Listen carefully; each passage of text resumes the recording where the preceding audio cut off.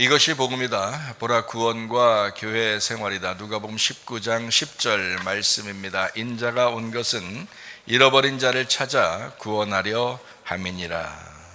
아멘. 참 놀라운 진리의 말씀입니다. 자기가 잃어버리지 않았다고 생각하는 사람은 오히려 주님이 찾아올 리가 없고, 자기가 열심히 주님을 찾겠지만 주님을 만나기가 어렵습니다. 그러나 자기가 잃어버렸다고 생각되는 사람들은 오히려 주님께서 찾아오셔서 구원하시는 것이니까, 정말 겸손한 사람을 우리 주님이 찾으셔서 은혜를 베푸시고 구원하실 줄로 믿습니다. 그러므로 교회는 날마다 겸손해야 되겠다. 여러분 속에서 자기도 모르게 울컥울컥 교만한 마음들이 생겨납니다. 충분히 이해합니다. 그렇지만 그것을 자꾸 내려놓아야 합니다. 그래서 날마다 기도하라는 거예요. 날마다 하나님 앞에 회개하라는 거예요. 왜냐하면 겸손해야 되니까. 그래야 은혜를 받으니까. 자기도 모르게 날마다 교만이 올라와요. 자기도 모르게 좀 인정받고 싶고, 좀 잘난 체 좀 하고 싶고, 좀 다른 사람들이 자기 좀 좋게 봐줬으면 좋겠고, 그렇잖아요. 그거 버리기 진짜 쉽지 않습니다. 근데요, 결국에 그런 사람은 그거로 망하더라고요. 그게 교만입니다. 사탄이요, 그게 교만해서 사탄 된 거예요. 다른 거 없었어요. 딱 하나. 교만해서 사탄 된 거예요. 그러니 사탄이라는 교만이 여러분을 넘어뜨릴 때는 가장 먼저 뭘 찾아오겠어요? 교만 붙드는 거예요. 교만 하나만 딱 잡히면요, 여러분 꼼짝 못합니다. 근데 우리 교회에 오면은 교만한 사람들은 말씀 듣기가 굉장히 거북스러운 말씀들이 굉장히 많아요. 겸손하라 그러죠. 잃어버리라 그러죠. 죽으라 그러죠. 날마다 자기가 파괴돼야 된다 그러죠. 날마다 회개해야 된다 그러죠. 교만한 사람이 듣기가 참 거북스러운 그런 교회입니다. 근데 이런 말씀들이 여러분 속에서 차곡차곡 쌓이면서 여러분에게 진리의 말씀이 될 때는 하나님께서 여러분을 분명하게 은혜를 베푸시고 여러분을 구원하실 줄로 믿습니다. 하나님의 놀라운 역사 우리 교회에서 일어나야 될 줄로 믿습니다. 그게 천국이에요. 하나님, 내가 자꾸 잃어버릴 때 내가 잃어버린 만큼 천국이 소유가 되는 거잖아요. 근데 내가 나 자신을 자꾸 세우고 자꾸 인정받으려고 해보세요. 여러분, 천국이 오지 않습니다. 결국 그것 때문에 망하는 거예요. 여러분, 교회에서 그거 하나만 조심하면 천국 가기 쉽습니다. 교만만 없어지면요, 천국 가기 쉽습니다. 겸손하면 은혜 받고 구원받아 천국 가는 것입니다. 근데 교만하기 때문에 다른 사람을 얕잡아보고 무시하고, 자기가 좀 더 괜찮은 사람이라고 자꾸 여기고 싶고, 좀 자기가 좀 인정받고 싶고, 내가 뭐 했는데 이거 했는데 저거 했는데 자꾸 사람들에게 칭찬받고 싶고, 그게 염소지 뭐예요. 마태복음 25장에 나와 있는 염소는 자기가 한 일이 다 기억되더라. 근데 양은 그렇지 않았어요. 자기가 한 일들이 하나도 기억되지 않습니다. 교회 와서 자기가 한 일들이 하나도 기억되지 않는 사람, 내가 뭐 했지? 내가 아무것도 한 것 같지 않은데 양입니다. 그 사람이 겸손한 거고 은혜를 받는 태도를 가진 거예요. 하나님은 그 사람을 구원할 것입니다. 여러분, 자기가 뭔가 했다고요? 뭘 했다고요? 여러분, 그거 나타내지 마세요. 뭘 나타내서 뭐 하겠어요? 누구한테 인정받으려고? 목사에게요? 뭐 성도들에게요? 뭐 인정받으려고요? 인정받아서 뭐 할 건데요? 하나님이 여러분을 인정하셔야 돼요. 하나님이 여러분을 데려가셔야 돼요. 겸손하셔야 합니다. 이 교회에서 아무것도 난 한 것이 없다, 나는 진짜 말씀만 듣고 아무것도 한 것이 없는데 내가 천국이나 갈 수 있을까? 나 같은 사람이, 그 사람 반드시 천국 갑니다. 잃어버린 자 주님이 반드시 천국에 데려가요. 은혜를 베푸시거든요. 겸손한 사람, 교회는요 딱 한 사람만, 딱 한 종류만 원합니다. 하나님께서 어떤 사람만 원할까요? 겸손한 사람만. 그걸 교회라고 그래요. 겸손해서 가루가 된 사람들만 한 덩어리의 교회, 한 덩어리의 빵을 만드는데 적합한 사람인 거예요. 굵은 가루는 섞이지 못하게 되어 있습니다. 가는 가루만 천국에 갈 수 있는 교회가 되는 것입니다. 여기 앉아 있으면서 나는 이렇게 교만한 게 불뚝불뚝 나오지? 그러면 여러분, 그 사람이 우리 교회에 와서 더 많이 말씀 들어야 할 사람입니다. 칭찬해주는 그런 교회 가면 안 돼. 그런 사람은요 큰일 납니다. 우리 교회 같은 데 와가지고 계속 말씀 들으셔야 돼. 그런 사람은 계속 불뚝불뚝 그것도 이게 교만이 자꾸 나오려고 그래. 교만이 이상하게 자꾸 이게 사람들에게 막 인정받고 싶은 마음이 막 자꾸 생겨. 자기도 모르게. 우리 교회에서 말씀 들을 사람이에요, 이 사람이. 다른 데서 말씀 들으면 안 돼. 여기서 말씀 들어야 돼. 자꾸 죽어야 돼. 자꾸 죽이는 말씀이 막 찾아와야 돼. 그게 복음이야, 그 사람한테는. 근데 이미 죽었어. 아유, 막 그냥 이미 낮아져가지고 자존감도 없어, 자존심도 없어. 그냥 자존감은 있어야 되지. 근데 자존심이 너무 없어. 힘이 다 빠져 있어. 너무 연약해. 다른 사람들이 볼 때도 저 사람은 왜 이렇게 힘이 없어 보이냐, 뭐 이런 사람이야.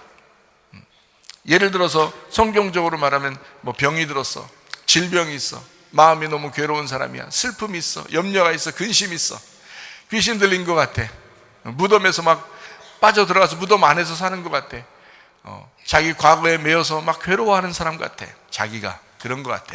그런 사람은 우리 교회 나와서 그렇게 말씀을 들을 때, 이상하게 말씀 들을 때 좋아. 왜 말씀 들을 때 좋아? 그 사람을 천국 간다고 하니까.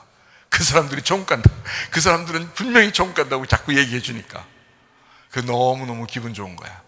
그 사람들은 또 우리 교회 와서 말씀을 들어야 돼, 이런 사람들은.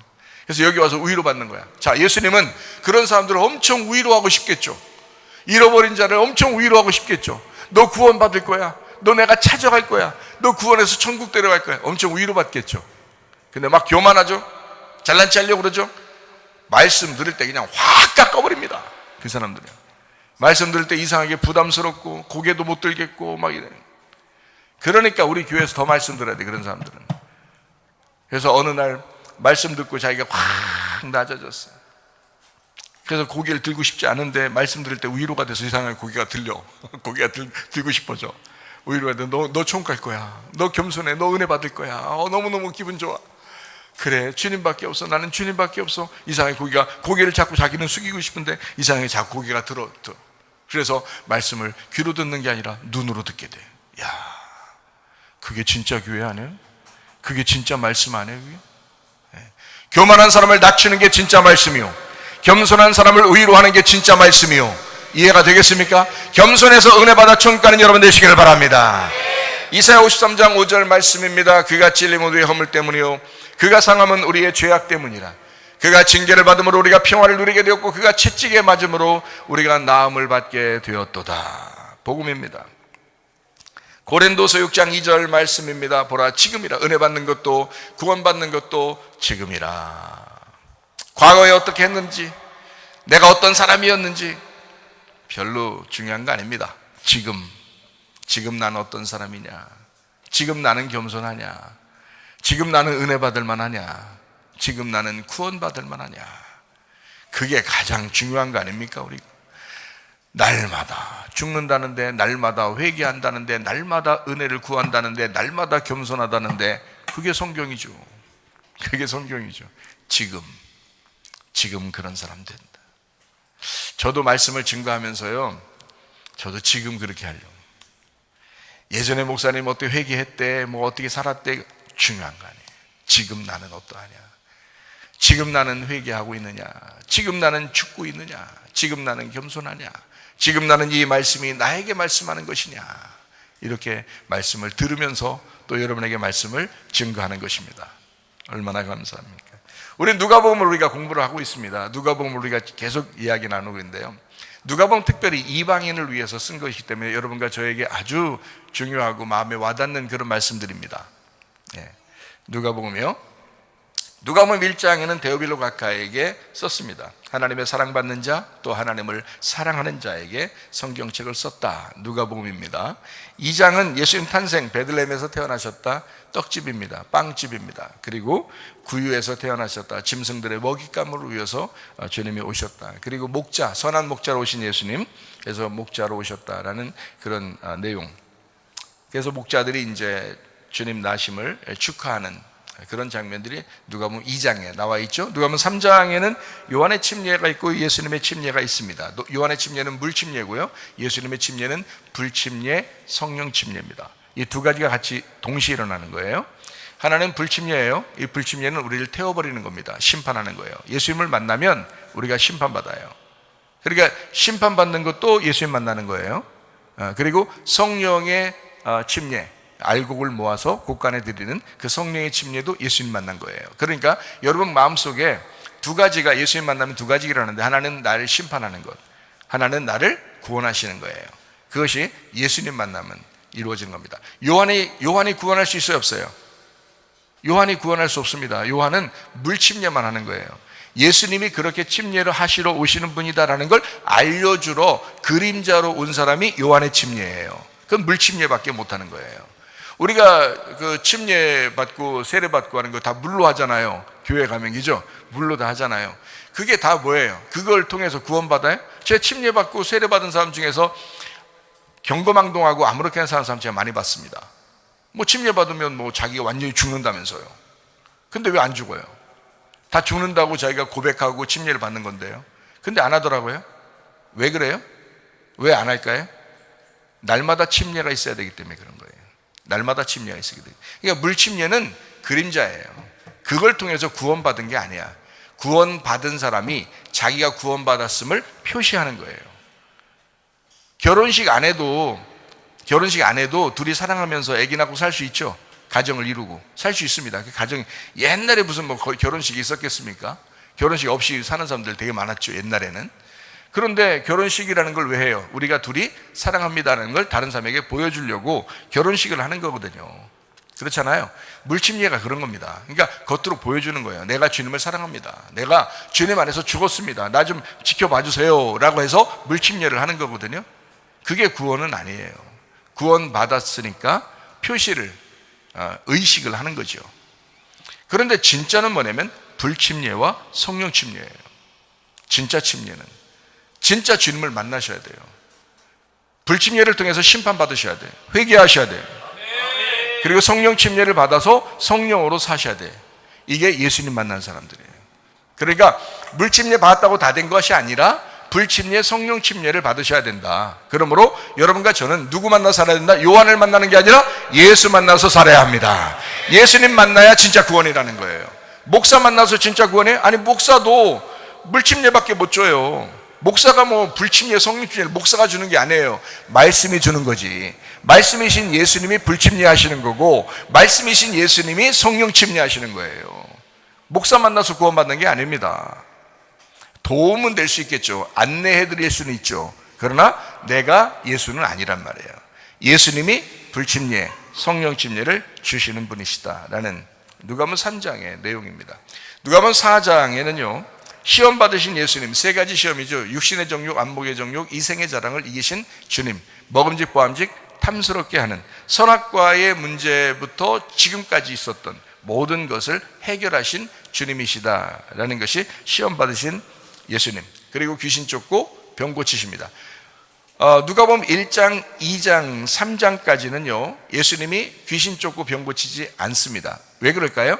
시험을 이기고 난 다음에 귀신을 쫓고 병 고치게 되는 거예요. 시험 이기셨을 때 누구한테 이겼나요? 마귀가 시험할 때 마귀에게 이기신 분이 바로 예수님이십니다. 그래서 마귀를 이겼기 때문에 그때부터는 마귀가 굴복하는 거예요. 예, 병이 굴복하는 거예요. 죽음이 굴복하는 거예요. 왜냐하면 예수님이 이기셨잖아요. 그래서 시험을 이기시고 난 다음부터 귀신을 쫓고 병 고치기 시작한다, 이렇게 나와 있습니다. 누가복음 5장에는 그물을 내려라, 마음 깊숙한 곳에 그물을 내려야 한다라는 그런 말이고요. 나병 환자를 고치고 또 중풍병자를 고치고 새 포도주는 새 부대에 넣어야 된다라는 말씀을 여러분에게 나누었습니다. 기억나시죠? 다. 자, 누가복음 6장에는요 안식일의 주인은 예수님이다. 그리고 오른손 마른 사람을 치유하시는 장면이 나오죠. 그리고 금식, 안식일, 침례, 이것이 같다라는 것을 여러분에게 설명을 했었습니다. 금식이라고 하는 게 뭐냐? 내 정신세계를 중지하고 주님의 정신세계로 주님의 말씀을 먹으며 사는 것을 금식이라고 우리가 얘기한다. 그러니까 나를 중지하고 예수님의 말씀을 먹는 것을 금식이라고 이야기하는 것이다 라고 했어요. 안식일이라고 하는 건 뭐라고 했어요? 안식일은 쉬는 날이잖아요. 나의 일을 쉬고 나의 일을 중지하고 주님의 짐을 지고 주님의 일을 하는 날을 안식일이라 이렇게 표현하는 거예요. 그러니까 어떤 면에서는 쉬고 놀아라는 게 안식이 아니라 주님의 일을 하거라라는 말이거든요. 그게 안식이라고. 안식일의 제대로 된 의미를 깨닫고 사셔야 합니다. 여러분이 여기 와서 일요일 날 되면 이렇게 쉬고 뭐 예배 드리고 막 하잖아요. 그러면 이때 막 우리가 뭐 잠만 자고 뭐 먹고 놀기만 하고 이런 게 아니잖아요. 그런 게 아니라 예배 드리는 수고를 하죠. 교회에서 봉사하는 수고를 하죠. 이렇게 시간을 보냅니다. 그런 것이 바로 안식, 진정한 안식이라는 거예요. 하나님의 말씀 안에서의 안식이다라고 얘기하는 겁니다. 주님의 짐을 지고 주님의 일을 하기 시작하는 것을 안식일이라 이렇게 표현하는 거예요. 그냥 놀고 먹고 쉬라 이런 말이 아닙니다. 안식은 제대로 된 성경을 우리가 알아야 돼요. 그 다음에 침례는 뭐예요? 나의 자아를 십자가에 못 박아 죽여버리고 주님의 자아로 부활하여 살아간다라는 것을 말할 때 침례라고 그래요. 다 똑같죠? 금식, 안식, 침례 다 똑같은 얘기예요. 나를 죽이고 주님 안에서 살아간다라는 그런 말이죠. 그러니까 내가 죽고 그리스도가 부활하여 살아간다라는 그런 말이죠. 내 음식을 중지하고 하나님의 음식을 먹고 살아간다. 내 말을 중지하고 하나님의 말을 하면서 살아가야 된다라는 그런 의미입니다. 자, 우리가 그리스도 예수 안에서 나를 중지하고 예수 그리스도로 살아가라라고 하는 이 말씀들이 금식 그리고 안식일, 침례에 다 담겨 있다라는 것입니다. 이것을 우리가 이 땅에서만 겉으로 하지 말고 영적으로 마음으로 우리가 진심으로 해야 된다라는 그런 말씀입니다. 자, 그리고 제자를 부르시고 산상수훈을 합니다. 심령이 가난한 자는 배고프게 되고 그리고 회개하고 애통하게 된다. 그러면 하늘의 상을 받는 그 소망을 가져야 된다라고 말씀합니다. 원수도 사랑하라 그랬고요. 들보를 빼내고 티를 빼줘라 라고 했습니다. 새 포도주는 새 부대에 넣고 좋은 나무, 좋은 열매, 좋은 예수가 좋은 열매를 맺게 된다라고 하는 것입니다.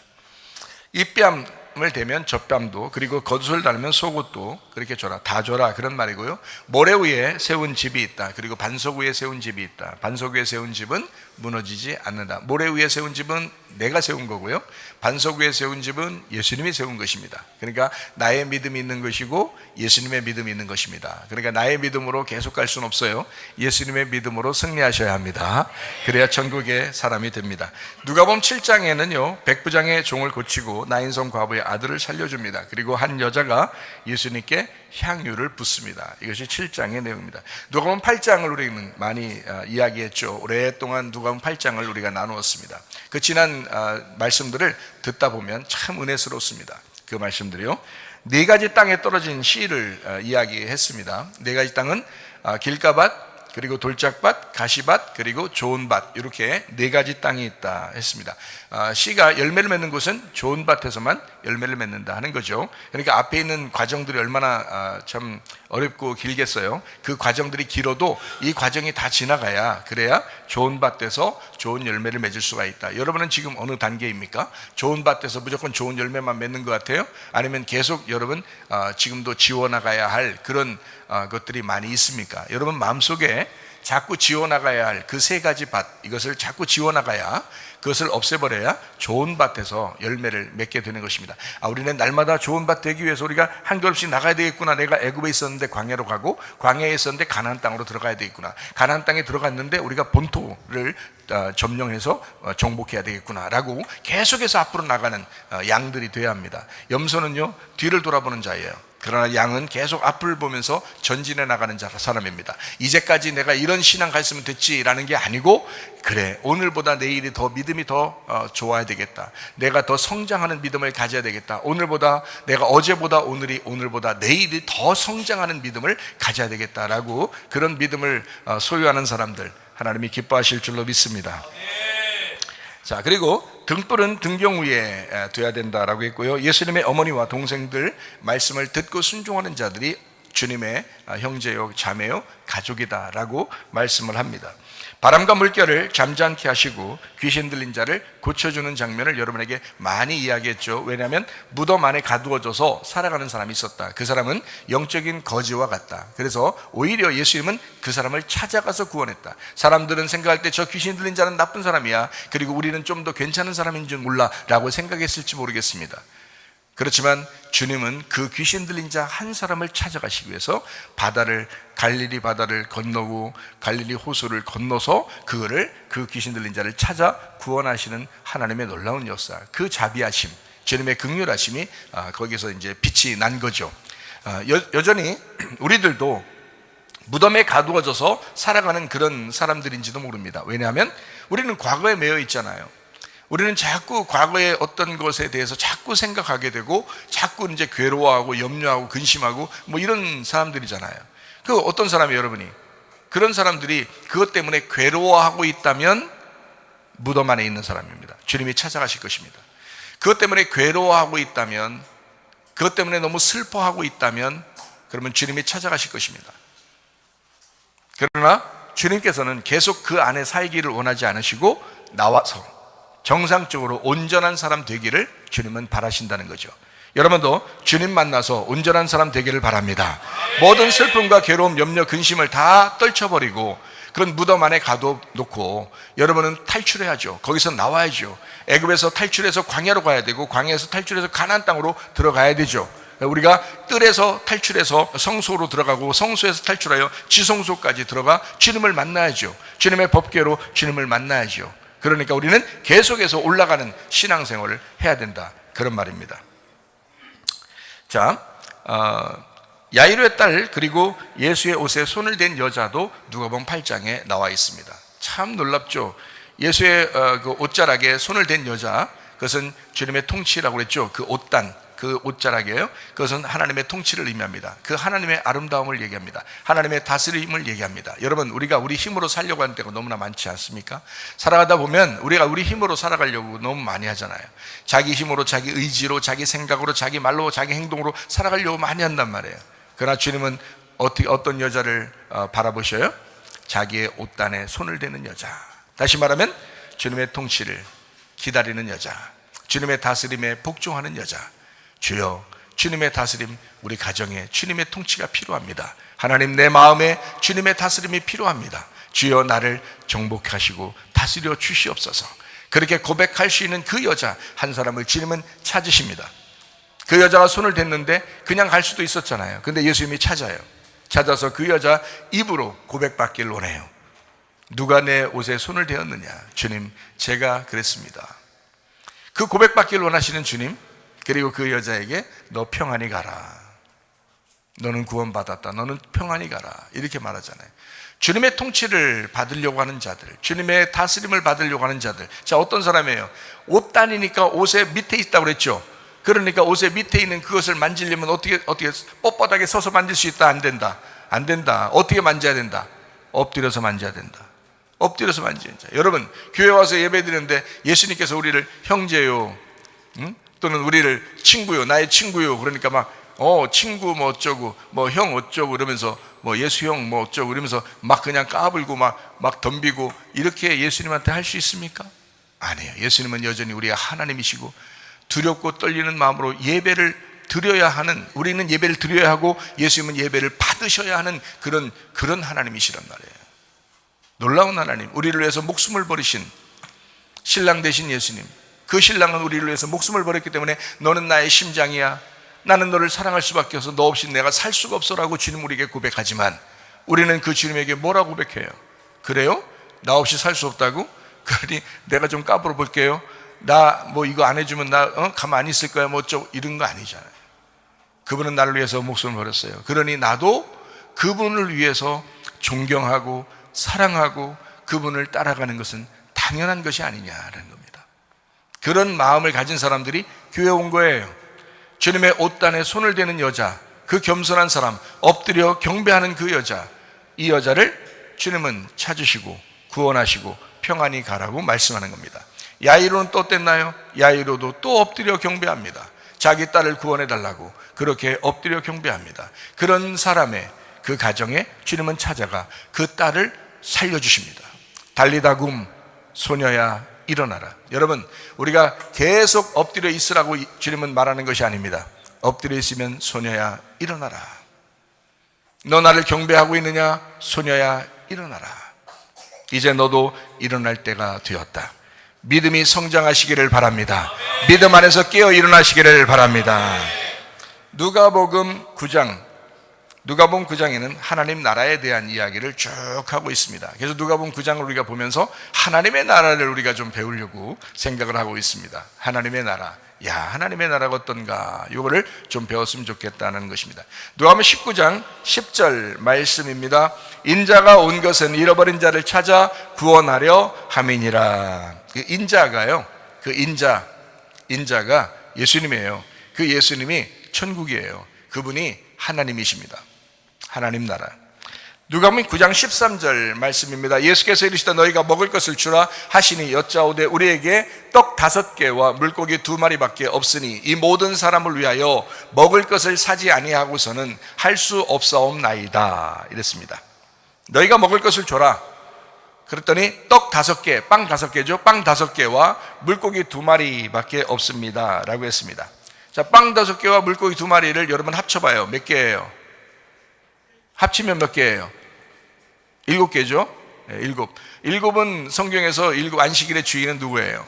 예수님이죠. 그러니까 7으로 오신 예수님이란 말이에요. 세상은 6이라고 그러고, 그리고 이 세상에 오신 예수님 한 분은 오셨는데 그분이 7이란 말이에요. 그래서 안식일의 주인이라 그러는 거예요. 7, 완전한 숫자, 완성되었다라는 7으로 오신 예수님에게. 그래서 떡 5개, 물고기 2마리, 빵 5개, 물고기 2마리입니다. 7, 예수님을 얘기하는 거예요. 자, 이거밖에 없는데요, 우리가 어떻게 하면 좋겠습니까? 라고 말하잖아요. 주님 어떻게 반응하실까요? 주님 어떤 반응하실까요? 야, 이거면 됐어. 이거면 됐어. 왜 이거면 됐을까요? 7이잖아. 7개잖아. 그럼 7이면 된 거잖아. 예수님이면 된 거잖아. 뭐 더 필요해? 너 더 필요하냐? 뭐 다른 게 더 필요한 거야? 여러분, 교회 나와서 예수님 말고 더 필요한 게 있습니까? 솔직히 생각해 봐요.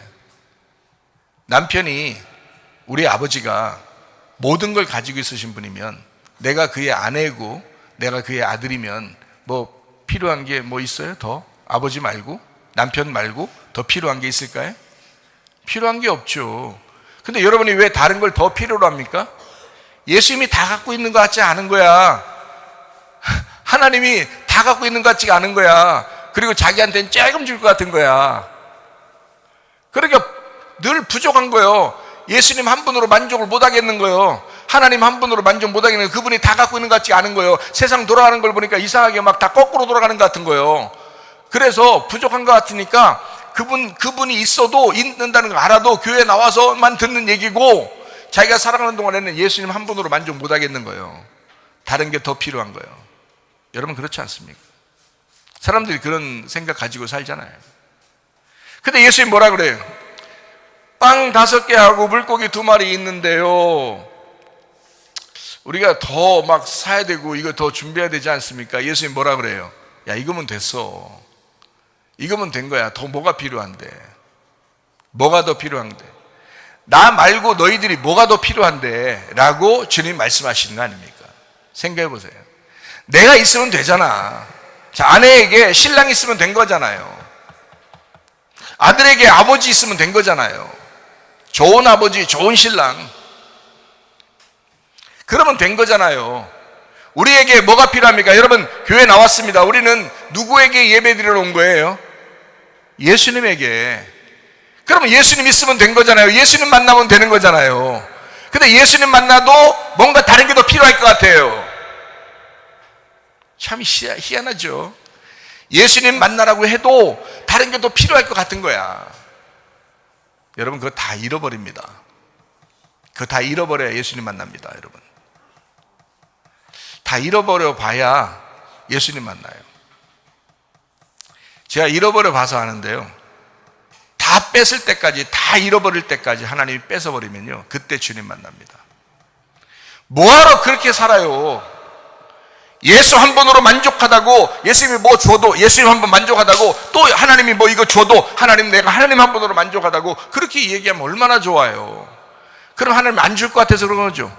하나님 한 번으로 만족해요, 예수님 한 번으로 만족해요, 그럼 안 줄 것 같아서 그런 거죠. 그렇게 한 번으로 만족해 보세요. 너 이것도 주고 저것도 줄 것이다. 나도 주고 너 이것도 주고 저것도 줄 것이다. 먼저 그의 나라와 그의 의를 구해봐라. 이것저것 다 채워줄 것이다. 하나님 그런 하나님이셔요. 제가 만나봐서 아는데요, 예, 하나님 한 분으로 만족하겠다고, 내가 진짜 내 목숨도 죽어도 되니까 내가 하나님 한 분으로 만족하겠다고, 내가 예수 한 번 만나서 되겠다고 라고 생각했더니 하나님이 다른 것 이것저것 다 주더라고요. 사람이 그럴 때마다 또 잘못된 생각, 또 실수하고 잘못하고, 이렇게 하나님께서 또 경고하고 또 징계하고 또 경고하고 그런단 말이에요. 그래서 나를 놓지 않는단 말입니다. 회개할 수밖에 없도록 만드신다는 거죠. 하나님이 막으신다는 거죠. 하나님이 사랑하는 자들은요, 하나님이 막으신다는 겁니다. 어떤 사람을 통해서도, 어떤 말을 통해서도, 무슨 환경을 통해서도 막으신다는 거예요. 올바로 올 수 있도록, 하나님 앞에 올바로 갈 수 있도록 하나님 막으신다는 거예요. 교만하지 않도록, 교만하지 못하도록 하나님이 만드셔요.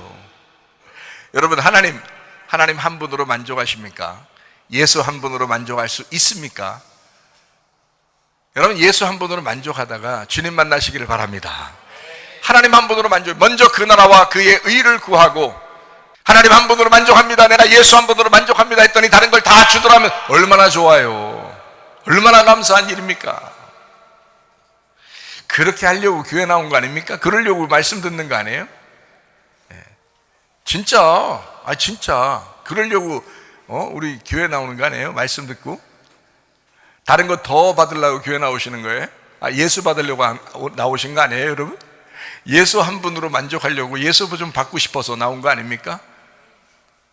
예수 받으셔야 됩니다. 예수 받으셔야 돼. 예수를 받으셔야 돼. 예수님, 나는 예수님 한 분으로 만족합니다 해야 돼요. 그것이 여러분 속에 와야 돼요. 그게 구원이에요. 다른 거 여러분 다 가지고 있어도 다 놓게 됩니다. 결국 죽을 때 다 놓잖아요. 죽을 때 가서 놓는 거하고, 미리 주님을 정말 믿어서 주님 안에서 내가 살아간다는 게 얼마나 감사하고 기쁜 일이에요. 왜 죽을 때 가서야 그걸 깨닫느냐 이거야. 언제 죽을지도 모르는 거. 갑자기 죽지 마요. 그런 사람들은 진짜 늙어서 마지막 유언도 남기고 이렇게 하면서 천천히 죽으셔야 돼. 그래야 목사님도 불러서 기도도 받고 이러면서 죽지. 갑자기 막 사고 나서 확 죽어버리고, 그러면 평상시에는 하나님 만족하면서 살지 못하다가, 하나님 한 분으로 만족하면서 살지 못하다가 막 그냥 이 세상 막 어떻게든지 살아보려고 막 내 남편, 내 아내, 내 자식, 내 돈, 내 거 막 이러면서 막 그렇게 살다가 갑자기 확 비명횡사 이러면요 큰일 나. 그런 사람들일수록 천천히 돌아가셔야 돼. 나이 먹고 천천히 돌아가셔야 돼. 그런 사람일수록. 그런데요, 예수 한 분으로 만족하는 사람은요, 예수님 한 분으로 만족하는 사람은요, 언제 죽어도 괜찮습니다. 언제 죽어도 만족합니다. 언제 죽어도 천국입니다. 그렇게 살아가는 것이, 그게 교회 다니는 사람들이죠. 그러려고 교회 나오는 거죠. 먼저 그 나라와 그의 의를 그래서 구하는 거죠. 손해 날 짓 하려고 교회 나오는 거 아니잖아요, 여러분. 영혼의 구원을 받기 위해서, 영혼의 유익함을 위해서 교회 나오는 거거든요. 여러분, 세상 거 그렇게 만족스럽습니까? 저도 다 살아봤는데요, 이 세상 거 만족하지 않아요. 저도 오늘 아침에 또 교회 오면서 이제 다 혼자 걸어오는데 어떤 아주머니, 할머니가 이렇게 앞에 지나가더라고요. 걸어가더라고요. 그분 모습을 이렇게 보면서 저분도 얼마 있으면 또 돌아가실 텐데 하는 생각이 들어왔어요. 그러면서 제 마음속에, 이 세상에 만약에 내가 조금 더 오래 산다면, 지금부터 오래 산다면 엄청난 새로운 게 있을까? 라고 생각을 해보았어요. 그 할머니를 보면서, 할머니의 그 뒷모습을 보면서, 내가 지금부터 엄청나게 한 몇십 년 한번 더 산다면, 그 몇십 년 동안 지금까지의 그 살아온 것에서 내가 몇십 년 더 살아간다면 엄청나게 새로운 뭐가 있을까? 똑같이 밥 먹고 또 이렇게 터덜터덜 이렇게 걸어서 또 교회 이렇게 오고, 또 누구 만나고, 또 빵 먹고, 또 이렇게 또 지내지 않을까? 똑같지 않을까? 몇십 년을 앞으로 더 산다 한들 이제까지 산 거에서 엄청나게 큰 새로운 것이 있습니까? 여러분은 그럴 것 같아요? 안 그래요.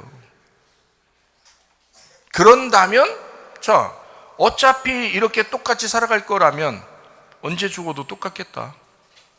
언제 죽어도 아쉬울 게 별로 없겠다. 그렇잖아요? 여러분, 언제 죽어도 아쉬울 게 없고, 언제 죽어도 만족하고, 언제 죽어도 난 자신 있다, 언제 죽어도 주님 만날 자신 있다, 이렇게 살아간다면 그러면 되는 거 아닙니까? 주님 만날 자신 있으셔야 합니다, 여러분, 살아가는 동안에. 자, 하나님의 나라를 오해하는 사람들이 많습니다. 하나님의 나라를 오해하는 사람들이 참 많아요. 하나님의 나라는 언젠가 우리가 가야 한다, 어느 날 어느 곳에 가야 한다, 그것이 하나님의 나라다, 이렇게 생각하는 사람들이 꽤 많잖아요. 근데 그런 하늘나라 맞아요. 하나님 나라 맞아요. 맞는데 지금 여기 살아가고 있는 교회가 하나님의 나라입니다. 성경은 그걸 가르쳐 주려고 했던 거예요. 만약에 여러분 예수 믿고 바로 우리가 천국에 가는 것만 하늘나라라면 다른 내용들이 별로 필요 없어요, 성경에. 솔직히 그렇잖아요? 뭐 이렇게 두껍게 쓸 필요도 없어요. 우리가 예수만 딱 믿고 천국에 가는 거라면, 그거 한 가지라면 이렇게 두껍게 쓸 필요가 없어요, 성경책을. 근데 이 성경책이 이렇게 두껍게 쓰여 있는 이유가 있어요. 창세기부터 요한계시록까지 하나님은 하나님의 나라를 소개하고 싶은 거예요. 하나님의 나라가 어느 날 우리가 가는 곳도 하나님의 나라지만 지금 여기가 하나님의 나라다. 그러니까 이 말씀을 통해서 하나님의 나라를 분명히 알고 살아야 된다. 하나님의 나라를, 천국을 바로 알고 살아야 된다. 지금 여기 살아가고 있는 너희가 하나님의 나라다. 그 교회가, 그 가정이 하나님의 나라다 라고 하는 것을 이야기하는 것이거든요. 단도직입적으로 말하면 하나님의 나라는 예수님입니다. 그게 하나님의 나라입니다. 회개하라, 천국이 다가왔느니라. 회개하라, 하나님의 나라가 다가왔느니라. 회개하라, 예수 그리스도가 다가왔느니라. 똑같은 말씀입니다. 로마서 14장 17절 말씀입니다. 하나님의 나라는 먹는 것과 마시는 것이 아니요 오직 성령 안에 있는 의와 평강과 기쁨이다 라고 했습니다. 하나님의 나라가 성령 안에서 의와 평강과 기쁨이 되시는 예수님이란 말이에요. 그것이 하나님의 나라다. 하나님의 나라, 누가복음 17장에는 뭐라고 되어 있냐면 하나님의 나라는 여기 있다 저기 있다고도 하는 거 아니다. 너희 가운데 있느니라. 자, 너희 가운데 교회 안에 있느니라, 가정 안에 있느니라, 너희의 마음 안에 있느니라. 이것이 하나님의 나라다. 하나님의 나라를 이 땅에서 살다가 주님 만나시기를 바랍니다. 고린도후서 5장 17절 말씀입니다. 그런 적 누구든지 그리스도 안에 있으면 새로운 피조물이라. 이전 것은 지나갔으니 보라 새 것이 되었도다. 예수라는 생명의 씨를 받은 자, 그 사람이 성도라고 그래요. 그걸 교회라고 그럽니다. 그 교회가 하나님의 나라다. 하나님의 씨를 받은 자들, 하나님의 나라의 씨가 있는 자들, 생명, 예수의 생명의 씨를 가진 자들, 그 사람들이 교회다. 그 사람들이 하나님의 나라다. 그래서 계시록 21장, 22장의 내용에 보면요, 성도가 모여 교회를 이루고 새로운 하나님의 왕국, 새 예루살렘이 형성된다. 새 예루살렘을 만들 것이다 라고 하는 것이 바로 계시록 21장, 22장의 내용입니다. 그러면 새 예루살렘이 뭐라고 하는 얘기예요? 신부, 신랑, 어린 양 되신 신랑의 신부인 교회를 말하는 것입니다. 그것이 새 예루살렘이다, 이게 하나님의 나라다 라고 하는 것을 이야기하는 거거든요. 그러면 보세요. 자, 회개한 우리의 마음, 이것이 새 예루살렘이다. 새 마음이 하나님의 나라다. 잘 들어요. 이거 간단하지만 굉장히 중요한 내용입니다. 새 사람이 되었다, 이게 새로운 예루살렘입니다. 새 예루살렘이라고 하는 것은 새롭게 신부가 되었다라고 하는 것이고요, 음녀처럼 살지 않는다는 얘기예요. 새 마음을 가졌다. 여러분, 과거에 어제까지 어떤 마음을 가지고 살았는지 모르겠습니다. 그러나 오늘부터는 새로운 마음 갖고 사시기를 바랍니다. 새 사람 되시기를 바랍니다. 그러면 여러분은 하나님의 나라를 사는 거예요. 나의 나라가 어제까지였다면 오늘은 하나님의 나라를 살자고요. 하나님의 나라가 여러분 가운데 있느니라, 우리 가운데 있느니라. 하나님의 나라가, 하나님의 왕국, 새 예루살렘 신부인 교회가 하나님의 나라, 새 예루살렘의 생활은 새 사람의 생활입니다. 새 사람으로 살다가 주님 만나시기를 바랍니다. 새 남편 예수님을 만난 생활, 이것을 바로 새 사람의 생활이다. 이걸 바로 천국이라고 얘기합니다. 이게 하나님의 나라다. 너의 나라가 아니에요. 자, 나의 나라가 아닙니다. 나의 나라는 내 생각대로 살잖아요. 내 말하고 싶은 대로 살잖아요. 내 행동대로 살잖아요. 이것은 나의 나라잖아요. 이게 예수님의 나라가 아니잖아요. 이게 하나님의 나라가 아니잖아요. 자, 하나님의 나라는 하나님의 통치가 있습니다.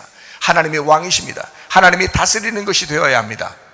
무슨 말인지 알겠죠? 하나님이 하나님의 나라가 되는 곳, 그러니까 내가 옛날 나의 나라는 내가 옛날 사람이었고 옛 마음을 가졌고 옛날 과거에 매여서 이렇게 살아갔는데, 하나님이 나의 나라가 되면, 하나님이 나의 통치자가 되면 내가 이제 하나님의 나라가 된 거예요. 하나님의 나라가 되면 하나님이 날 다스리고요, 하나님이 나를 통치하시고요, 하나님이 나를 지배하시고 하나님이 나를 이끌어 가신단 말이에요. 이해가 되시겠어요? 그게 하나님의 나라다. 그곳이 바로 천국이다.